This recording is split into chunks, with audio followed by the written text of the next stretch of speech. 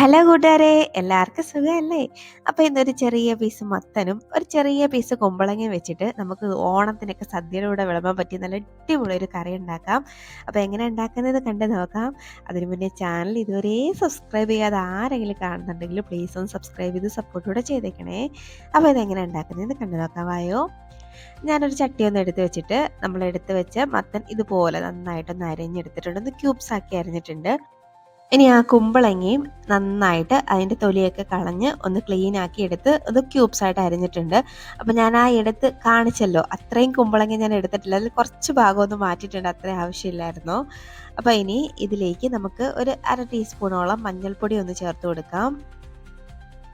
ഇനി ഇതിൽ ആവശ്യത്തിനുള്ള ഉപ്പൊക്കെ കുറഞ്ഞു പോയാലും കുഴപ്പമില്ല, നമുക്ക് പിന്നീടായാലും ചേർക്കാവുന്നതേ ഉള്ളൂ കേട്ടോ.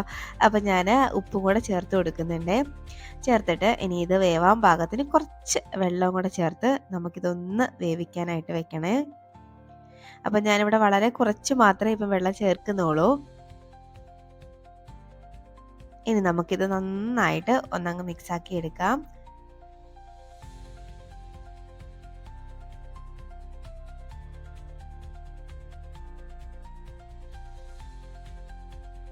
ഇതുപോലെ ഒന്ന് മിക്സ് ആക്കിയിട്ട് നമുക്കിത് അടുപ്പത്തേക്കൊന്ന് മാറ്റാവേ.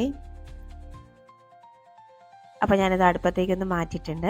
ഇനി നമുക്ക് കുറച്ച് പുളിവെള്ളത്തിൻ്റെ ആവശ്യമുണ്ട്. ഞാനൊരു നെല്ലിക്ക സൈസ് വലിപ്പത്തിനുള്ള പുളി എടുത്തിട്ടുണ്ട്. ഇനി ഇതിലേക്ക് ഒരു 1/4 കപ്പോളം മാത്രം വെള്ളം ചേർത്താൽ മതി കേട്ടോ. ഒരുപാട് നമുക്ക് വെള്ളം ചേർക്കേണ്ട ആവശ്യമൊന്നുമില്ല. ഒരു 1/4 കപ്പ് വെള്ളം ചേർത്ത് കൊടുക്കുന്നുണ്ട്. ഇനി നമുക്ക് ഈ പുളി നന്നായിട്ട് ഒന്നങ്ങ് പിഴിഞ്ഞെടുക്കാം.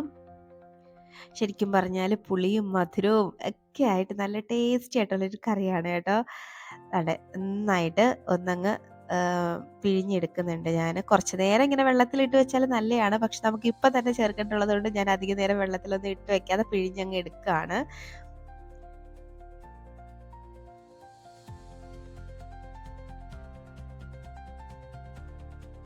കണ്ടോ, ഞാൻ എല്ലാം ഒന്ന് എടുത്ത് മാറ്റിയിട്ടുണ്ട്. ഇനി നമുക്കിത് നമ്മുടെ ആ കൂട്ടിലോട്ട് ചേർത്ത് കൊടുക്കാം. ഇനി ഇത് ജസ്റ്റ് ഒന്നങ്ങ് മിക്സ് ആക്കിയിട്ട് നമുക്കിതൊന്ന് അടച്ച് വെച്ചിട്ട് ഒന്ന് വേവിച്ചെടുക്കണം. നല്ലപോലെ ഒന്നങ്ങ് മിക്സ് ആക്കി കൊടുക്കാം. ഇനി നമുക്കിത് അടച്ച് വെച്ചിട്ട് ഒരു 5-6 മിനിറ്റ് ഒന്ന് വേവിച്ചാൽ മതിയാവും. അപ്പോഴേക്കും ഇതൊക്കെ നന്നായിട്ട് വെന്ത് കിട്ടും. അപ്പോൾ അതുവരെ നമുക്ക് റെസ്റ്റ് എടുക്കാനൊന്നും സമയമില്ല, വേറെ കുറച്ച് പണികളുണ്ട് കേട്ടോ. അപ്പോൾ നമുക്ക് ഇതൊന്ന് അടച്ച് വെക്കാം, വേവട്ടെ അവിടെ ഇരുന്ന്. അപ്പോഴേക്കും നമുക്കിനി ഒരു ചട്ടി, ഒരു ഇരുമ്പിൻ്റെ ചട്ടിയാണ് കേട്ടോ ഞാൻ ഇന്ന് അടുപ്പത്തേക്ക് വെച്ചേക്കുന്നത്. ഇനി അതിലേക്ക് ഒരു 2-3 ടേബിൾ സ്പൂണോളം കോക്കനട്ട് ഓയിലാണ് ചേർത്ത് കൊടുത്തേക്കുന്നത്. ഇനി അതൊന്ന് ചൂടായി വരുമ്പോഴേക്കും അതിലേക്ക് ഒരു ടേബിൾ സ്പൂണോളം പച്ചരിയാണ് കേട്ടോ എടുത്തേക്കുന്നത്. അപ്പോൾ നിങ്ങൾക്ക് ഏതരി വേണമെങ്കിലും ചേർക്കാം, ഞാൻ പച്ചരി എടുത്തതേ ഉള്ളൂ. അതങ്ങോട്ട് ഇട്ട് കൊടുക്കുന്നുണ്ടേ. ഇനി ഇതിലേക്ക് ഒരു 1/4 ടീസ്പൂണോളം ഉലുവ ചേർത്ത് കൊടുക്കുന്നുണ്ട്. അപ്പോൾ ഉലുവയൊന്നും ഒട്ടും കൂടരുത് കേട്ടോ. ഉലുവ ഒരുപാട് കൂടിക്കഴിഞ്ഞാൽ കറിയൊക്കെ കഴിക്കുന്ന കണക്ക് തോന്നും. അപ്പോൾ നമുക്ക് ഇത്രയും മതി, 1/4 ടീസ്പൂണൊക്കെ മതി. ഇനി ഇതിലേക്ക് ഒരു 2 വറ്റൽമുളക് ചേർത്ത് കൊടുക്കുന്നുണ്ട്. അതും കാശ്മീരിയാണ് ഞാൻ ചേർത്തേക്കുന്നത് കേട്ടോ. അപ്പോൾ ഇനി ഇത് നന്നായിട്ട് ഒന്നങ്ങ് റോസ്റ്റാക്കി എടുക്കാം. ചെറിയ തീയിൽ വെച്ചിട്ട് നന്നായിട്ട് റോസ്റ്റാക്കി എടുക്കാവേ.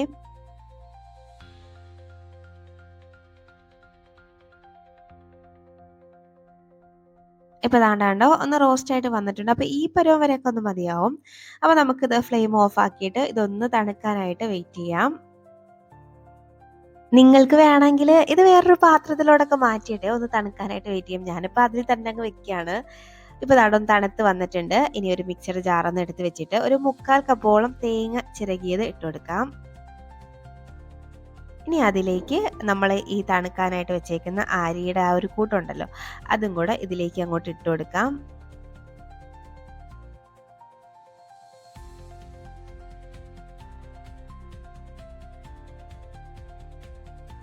അപ്പോൾ എല്ലാം ഇതുപോലെ അങ്ങോട്ട് ഇട്ട് കൊടുക്കുന്നുണ്ടേ.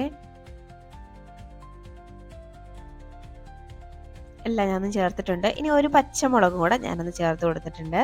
ഇനി ഒരല്പം മാത്രം വെള്ളവും കൂടെ ചേർത്ത് നമുക്കിത് നന്നായിട്ട് പേസ്റ്റ് പോലെ ഒന്ന് അരച്ചെടുത്ത് കൊണ്ടുവരണം. അപ്പം നന്നായിട്ട് ഒന്ന് അരച്ചെടുത്ത് കൊണ്ടുവരാം. ഇപ്പോൾ ദാണ്ട ഞാൻ നന്നായിട്ട് ഒന്ന് അരച്ചെടുത്ത് കൊണ്ടുവന്നിട്ടുണ്ട്. അപ്പോൾ ഇതങ്ങോട്ട് മാറ്റി വയ്ക്കാം. ഇനി നമുക്ക് ഒരു കപ്പോളം തൈരിൻ്റെ ആവശ്യം കൂടെ ഉണ്ട്. ആ തൈരും കൂടെ എടുത്ത് അതിൻ്റെ കട്ടകളൊക്കെ ഒന്ന് ഉടച്ചെടുത്ത് മാറ്റി വയ്ക്കാം.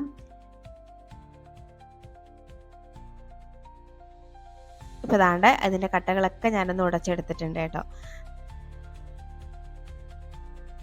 അപ്പോൾ ഇനി ഇതും നമുക്ക് അങ്ങോട്ട് മാറ്റി വെക്കാം. ഇനി നമ്മുടെ കറി ഇവിടെ എന്തോ ആയെന്ന് നോക്കാം. കണ്ടോ നമ്മുടെ കറി ഇവിടെ നന്നായിട്ടൊന്ന് സെറ്റായിട്ട് വന്നിട്ടുണ്ട്. ഒരു 2 മിനിറ്റൊക്കെ കഴിഞ്ഞ് 2-3-4 മിനിറ്റ് കഴിഞ്ഞിട്ടുണ്ട്. അപ്പോൾ അതാണ്ട് നന്നായിട്ട് ഇപ്പം തന്നെ ഒന്ന് വെന്ത് വന്നിട്ടുണ്ട് കേട്ടോ. അപ്പോൾ അത് ഇങ്ങനെ ഒന്ന് അമർത്തി നോക്കുമ്പോഴേക്കും രണ്ടായിട്ടങ്ങ് മുറിഞ്ഞ് വരും. കണ്ട ഇങ്ങനെ ആകുമ്പോഴത്തേനും ഇത് വെന്തു എന്നാണ് കേട്ടോ. അപ്പോൾ ഇനി നമുക്ക് ഇതിലേക്ക് മെയിനായിട്ട് വേണ്ടുന്ന ഒരു സംഭവം എന്ന് വെച്ച് കഴിഞ്ഞാൽ ശർക്കരയാണ് കേട്ടോ. ഒരു 2 ടേബിൾ സ്പൂണോളം ശർക്കര പൊടിച്ചതാണ് ഞാൻ ചേർക്കുന്നത്. എൻ്റെ കയ്യിൽ ഇങ്ങനെ തന്നെ വാങ്ങിച്ച പൊടിയായിട്ടുള്ളത് തന്നെ ഉണ്ടായിരുന്നു, അതുകൊണ്ട് ചേർത്തതാണ്. നിങ്ങളുടെ കയ്യിൽ ഇങ്ങനെയുള്ളത് ഇല്ലെങ്കിൽ ശർക്കര പാനിയാക്കിയിട്ട് ഒരു 2 ടേബിൾ സ്പൂൺ ചേർത്താലും മതി. അപ്പോൾ ഞാൻ ഇത് 2 ടേബിൾ സ്പൂൺ ചേർത്തിട്ട് നന്നായിട്ട് ഒന്നങ്ങ് മിക്സാക്കി എടുക്കുന്നുണ്ട്. അപ്പം ഈ സ്റ്റെപ്പ് ഒഴിവാക്കരുത് കേട്ടോ. ഈ ശർക്കര ഇല്ലെങ്കിൽ പഞ്ചസാര ആയാലും കുറച്ച് ചേർക്കണം. ഈ കറിക്ക് കുറച്ച് നല്ലൊരു ടേസ്റ്റായിട്ട് തോന്നുന്നത് ഈ ശർക്കരയും കൂടെ ചേർക്കുമ്പോഴാണ് കേട്ടോ. എങ്കിലേ ഈ കറി അങ്ങോട്ട് പൂർണ്ണമാവുള്ളൂ. അപ്പം ഈ സ്റ്റെപ്പ് ഒഴിവാക്കരുതേ. ഇനി ഇതൊന്ന് തിളച്ച് വരട്ടെ. നന്നായിട്ട് ഒന്നങ്ങ് തിളപ്പിച്ചെടുക്കാം. ഇതൊന്ന് തിളച്ച് വരുമ്പോഴേക്കും നമ്മുടെ അരപ്പ്, നമ്മൾ റെഡിയാക്കി വെച്ചിരിക്കുന്ന അരപ്പും കൂടെ അങ്ങോട്ട് ഇട്ട് കൊടുക്കാം.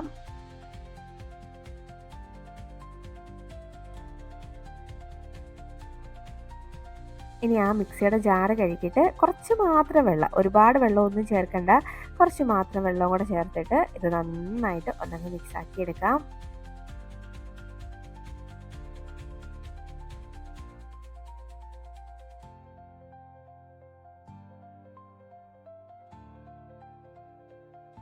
ഇപ്പോൾ ഇതാണ് ഞാൻ നന്നായിട്ട് ഒന്നങ്ങ് മിക്സാക്കി എടുക്കുന്നുണ്ട്. അപ്പോൾ ഈ സമയത്ത് നിങ്ങൾക്ക് വേണമെങ്കിൽ നോക്കിയിട്ട് ഉപ്പൊക്കെ ഒന്ന് പാകത്തിന് അഡ്ജസ്റ്റ് ചെയ്ത് കൊടുക്കാം. അപ്പോൾ എനിക്ക് ഉപ്പ് ചേർക്കേണ്ട ആവശ്യമൊന്നും വന്നിട്ടില്ല കേട്ടോ. അപ്പോൾ ഇനി ഇതൊന്ന് തിളച്ച് വരട്ടെ. ഒരുപാട് നേരമായിട്ട് തിളപ്പിക്കരുത്, ഒരു വട്ടം ഒന്ന് തിളച്ച് വന്നാൽ മാത്രം മതി. ഇപ്പോൾ ഒന്ന് തിളച്ചൊന്ന് റെഡി ആയിട്ട് വന്നിട്ടുണ്ട്.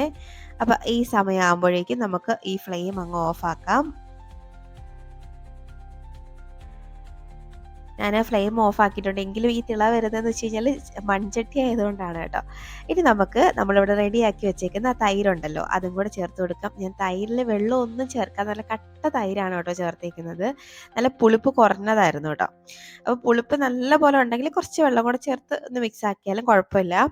ഇനി ഇത് നന്നായിട്ട് ഒന്നങ്ങ് മിക്സ് ആക്കി എടുക്കാം. തൈര് ചേർക്കുന്നതിന് മുന്നേ ഫ്ലെയിം ഓഫ് ആക്കണം കേട്ടോ, അത് മസ്റ്റാണ്. അപ്പോൾ അതാണ് ഇത് നന്നായിട്ട് ഒന്നങ്ങ് മിക്സ് ആക്കി എടുക്കുന്നുണ്ട്.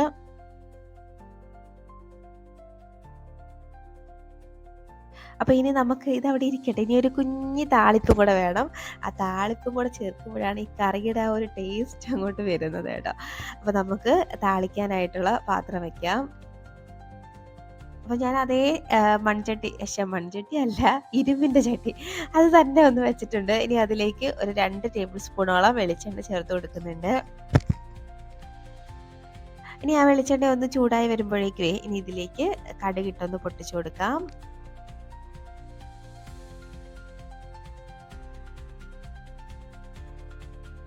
കടുകൊന്ന് പൊട്ടി അങ്ങോട്ട് വരട്ടെ. നല്ലപോലെ ഒന്ന് അങ്ങോട്ട് പൊട്ടി വരുമ്പോഴേക്കും ഇതിന് ഒട്ടും ക്ഷമയില്ലാത്ത, കടുക് പൊട്ടിക്കാനുള്ള ക്ഷമയെ എനിക്കില്ല, വേറെ എല്ലാത്തിനും നല്ലൊരു ക്ഷമയാണ് കേട്ടോ. അപ്പോൾ അതാണ് കടുകൊന്ന് പൊട്ടി വന്നിട്ടുണ്ട്. ഇനി ഇതിലേക്ക് ഒരു വറ്റൽമുളക് ചേർത്ത് കൊടുക്കുന്നുണ്ട്. ഇനി കറിവേപ്പിലയും കൂടെ ചേർത്തിട്ട് നമുക്ക് ജസ്റ്റ് ഒന്നങ്ങ് മിക്സ് ആക്കി കൊടുക്കാം. ഇനി ഇത് ചൂടോടെ തന്നെ നമ്മുടെ ആ ഒരു കറിയിലോട്ട് അങ്ങോട്ട് ഒഴിച്ചു കൊടുക്കാം. ഇനി ഇപ്പം നമ്മുടെ രസക്കാളൻ റെഡി ആയിട്ടുണ്ട് കേട്ടോ. ഇനി നമുക്കിത് ഇപ്പോൾ ഒന്നും മിക്സാക്കി ഒന്നും വേണ്ട, കുറച്ച് നേരം അവിടെ ഇരിക്കട്ടെ. ഇപ്പോൾ അതാണ്ട് ഒന്ന് തണുത്ത് ഒന്ന് റെഡി ആയിട്ട് വന്നിട്ടുണ്ട്. ഇനി നന്നായിട്ടൊന്ന് അങ്ങ് മിക്സാക്കി എടുക്കാം. അങ്ങനെ നമ്മുടെ ടേസ്റ്റി ആയിട്ടുള്ള നമ്മുടെ രസക്കാളൻ ഇവിടെ റെഡി ആയിട്ടുണ്ട്. അപ്പോൾ നിങ്ങൾ ഓണത്തിന് ഈ കറി ഉണ്ടാക്കി നോക്കിയിട്ടില്ലെങ്കിൽ ഉറപ്പായിട്ടും ഉണ്ടാക്കി നോക്കിക്കോളൂ, നല്ല ടേസ്റ്റിയാണ്.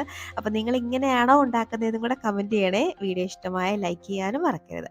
അപ്പോൾ ഇനി ഒരു റെസിപ്പിയുമായിട്ട് വീണ്ടും കാണാം. അതുവരേക്കും ബൈ.